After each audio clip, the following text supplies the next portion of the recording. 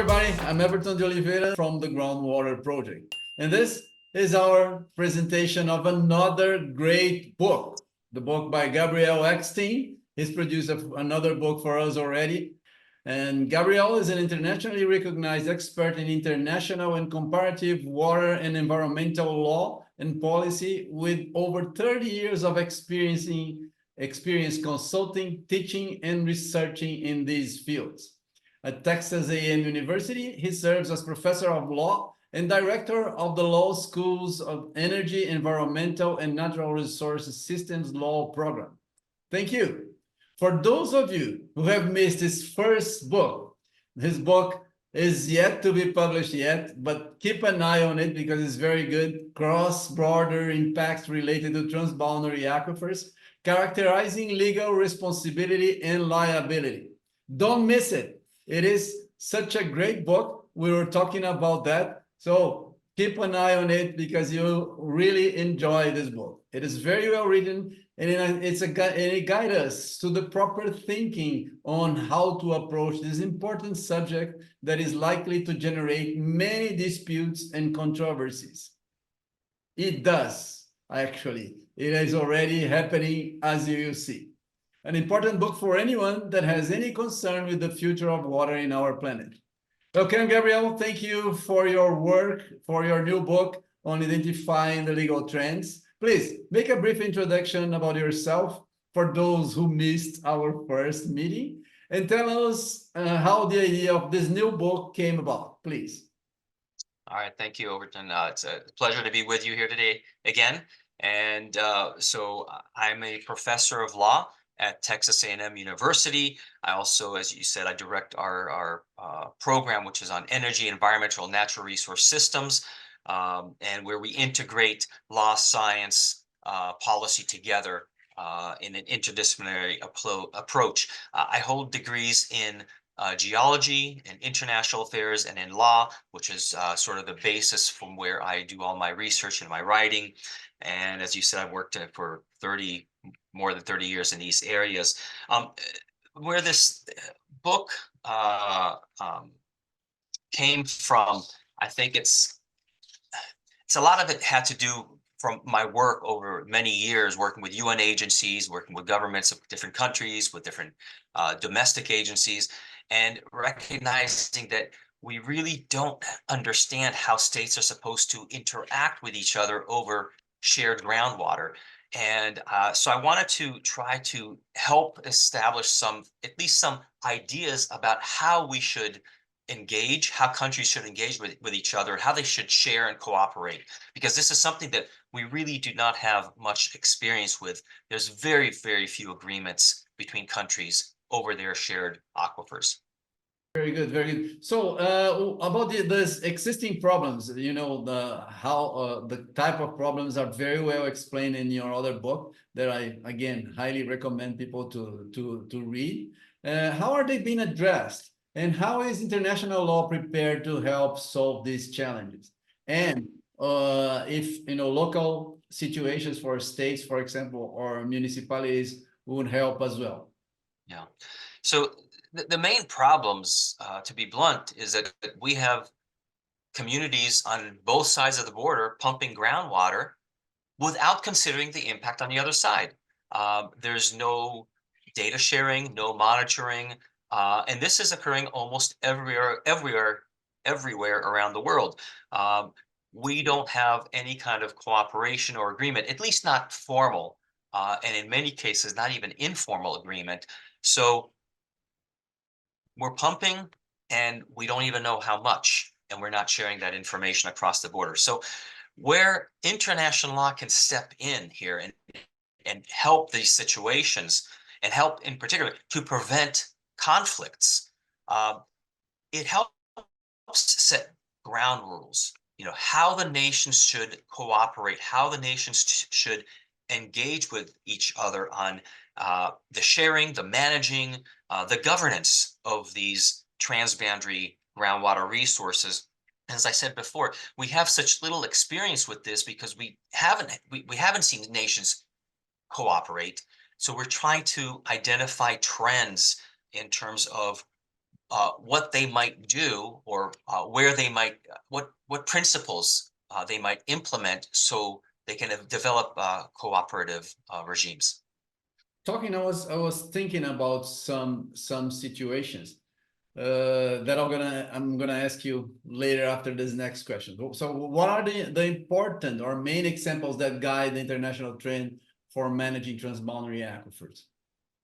So, as I said, we have few examples. So what I'm trying to do is to extract the trends. And let me just say one thing. In the context of transboundary rivers and lakes, we actually have thousands of examples. We have I think it's over 4,000 treaties around the world for transboundary rivers and lakes. And there's about 310 transboundary rivers and lakes around the world. There's more than 460 transboundary aquifers that we've already identified, and only 7 or 8 agreements in the whole world. So we have very little experience with groundwater, a lot of experience with surface water, but little experience with groundwater. So what I was trying to do is to identify trends, how some of these countries are working with each other. And the main trends that I've found, that I think on things like exchange agreements, they are exchanging data and information, which is, in my opinion, is a great approach. The few countries that are cooperating, they're actually monitoring the aquifer on both sides of the border, and they're exchanging and developing further information. The few countries that are engaging with each other, cooperating over their transboundary aquifers, most of them have established an institutional mechanism that facilitates that exchange of information. So it's not enough to just, put it in the mail. They actually have people that are assigned the responsibility of cooperating in an institutional setting. And the last trend that I've been able to see is that those countries that are cooperating, they're actually providing each other with prior notification before they start taking new action. So for example, if they want to implement a new pumping regime, they're letting the other side know, this is what we intend to do. We don't think it'll cause you harm. If you think it will, let's talk about it, but we're going to provide you with notification. All of these are what I would call procedural steps. They're not substantive steps. Substantive would be, liability. You did this wrong, and now you must give me damages and compensation. Procedural steps, if you violate them, the responsibility is to comply with the procedure. So these are all procedural steps. And so these are things that I think countries are more willing to take on than substantive liability, at least for now, because we have little experience. Interesting. So since we have little or very few examples, what are the important or main examples that it could be used to guide this international trend? Yeah, well, so there are treaties in place, there's agreements, and there's what I would call arrangements that are in place, total of maybe 15 all around the world, and that's it. We have the Guarani Agreement, we're in your part of the world. We have the DC Aquifer Agreement. The Guarani is Brazil, Argentina, Paraguay, and Uruguay. The DC Aquifer is Saudi Arabia and Jordan. We have the Genovese Aquifer between France and Switzerland. These are just some of the examples of treaties that are in place. The Nubian Aquifer, Chad, Egypt, Sudan, Libya. Right. There's only a few of these agreements that are in place. And so, they're not models. I would be careful about saying that these are models of agreements, but we can see what they're doing and learn how they're implementing them and see what works for our part of the world. Because you can't just take the Nubian sandstone aquifer and put it somewhere, in South America or Asia. It just, there's too many differences in terms of the local circumstances that have to be tailored to the local situation.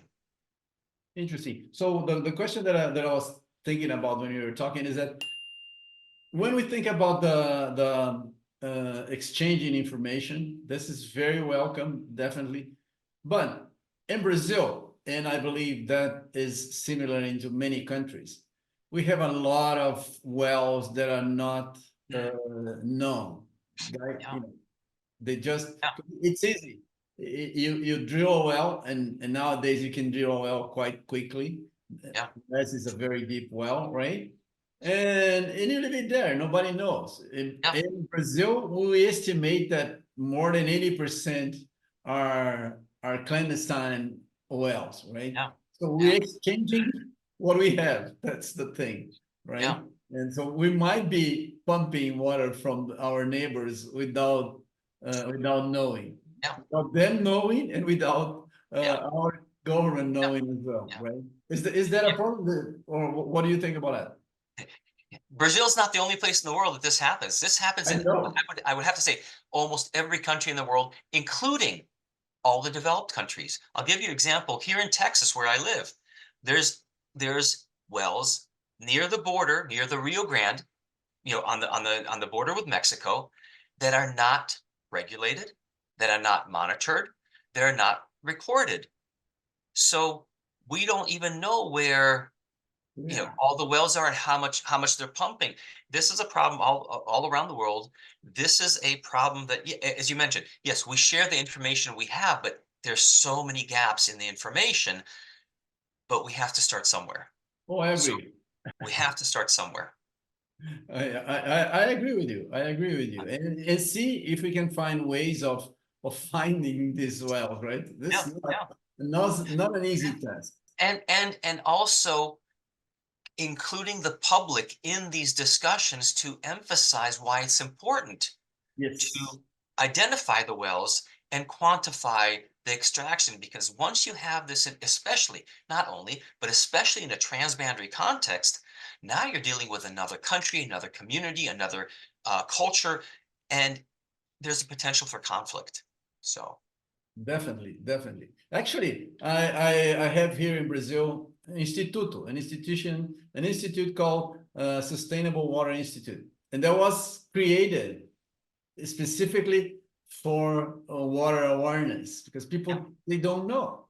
yeah, They don't, absolutely. they don't know about surface water. What about groundwater? Yeah, They don't know. we take water for granted. You know, Definitely.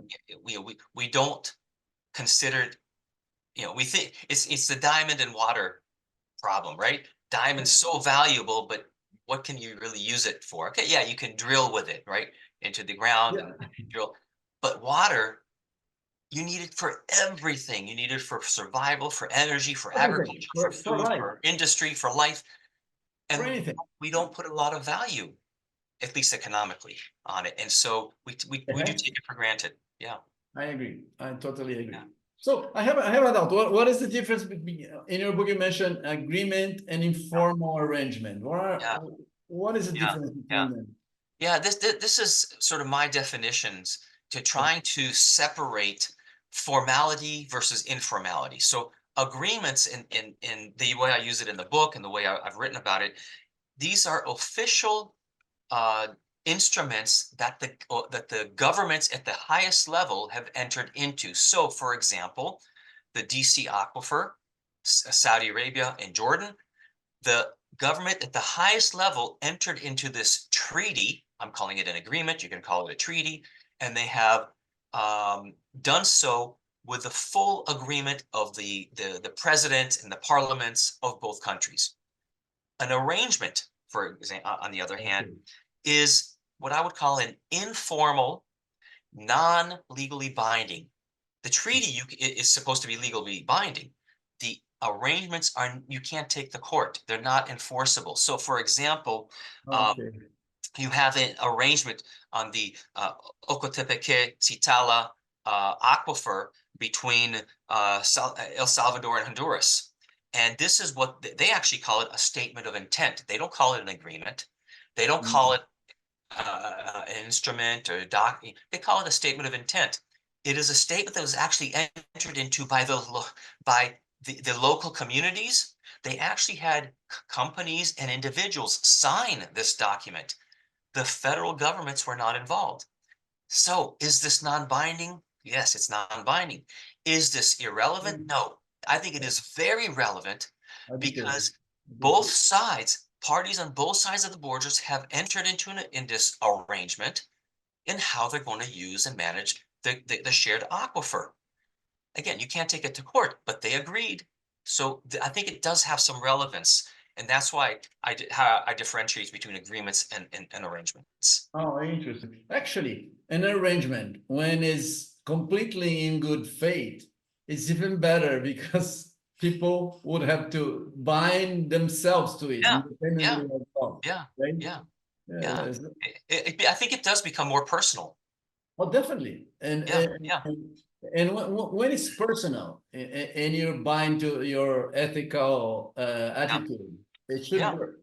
yeah, That's yeah, yeah, interesting. yeah. Interesting. So I have a question for you because aquifers, I've seen this in so many places. Aquifer and waters are deeply rooted in cultural traditions, and these traditions are locally defined. Now, how international laws for dealing with cross-boundary groundwater, for example, there is something, kind of fuzzy. How are they prepared to handle these important aspects? How can local culture be preserved if they are related to groundwater, for Yeah, example? yeah, yeah, yeah. So this is it's a critical issue um, for many communities around the world because their culture and their traditions are so important to them, and so many of those cultures and traditions are rooted around their water resources and their way of life. And so you can have a border that separates two different cultures, and then you have to ask, how can we coordinate how they use the water, even though they have different perspectives on water use and management and so on. International law is a tool. It is I have to say, it's a blunt tool.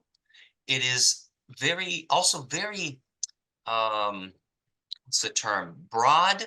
Some people would say vague, but that's Hmm. intentional. So we have in Yeah, international law ideas of the environment. We have the ideas of water management. We have ideas of human rights. We have ideas of trade. We have all these concepts under international law that are, I will agree, some of them are very vague.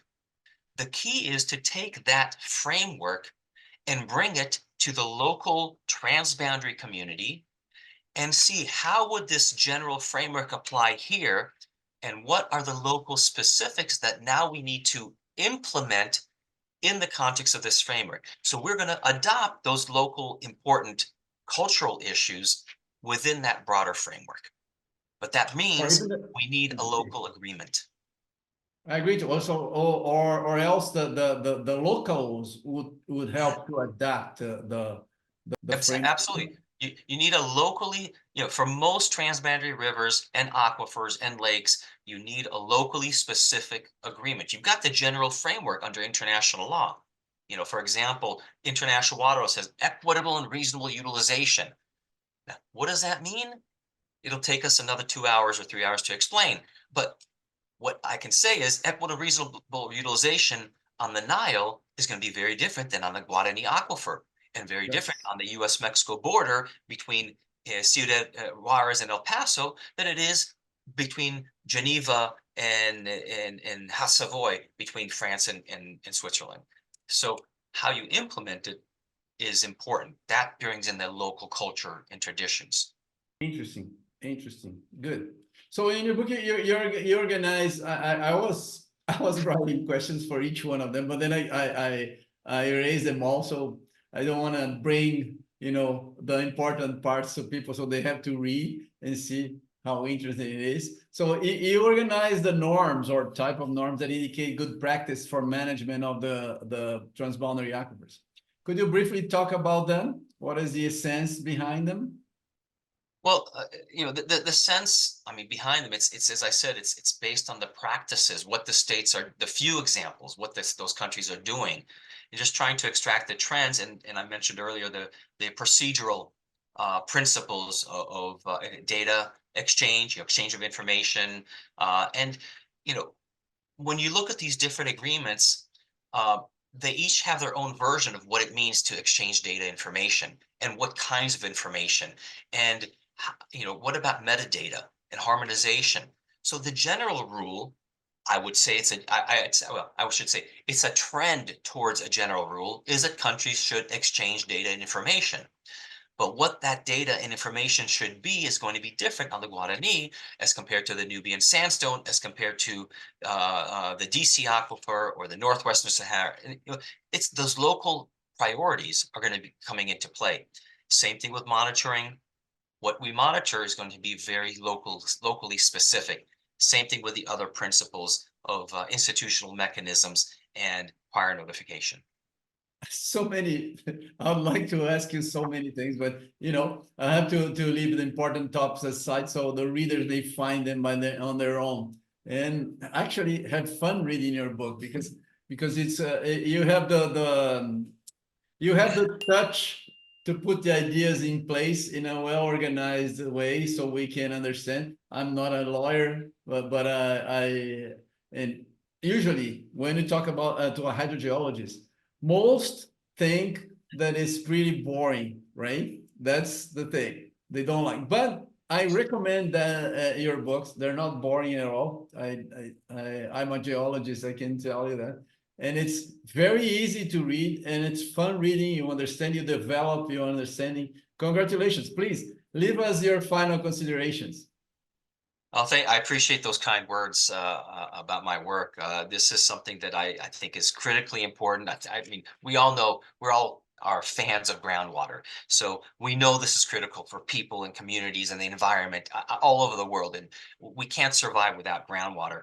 And we're becoming more reliant on this, what we call a hidden resource, more and more dependent on it. So the goal of this book is really to try to help nations and communities come up with mechanisms to prevent conflicts and to develop institutions and mechanisms for cooperations. We know we're going to need more groundwater. We know we're going to extract more of it, and we want to make sure that we do so sustainably in a way that will keep those resources available for us into the future, and of course for our children and their children.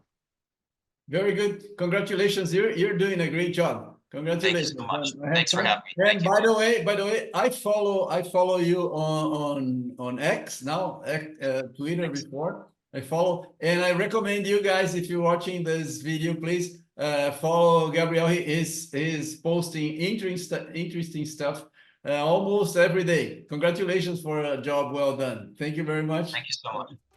Thank you. Thank you.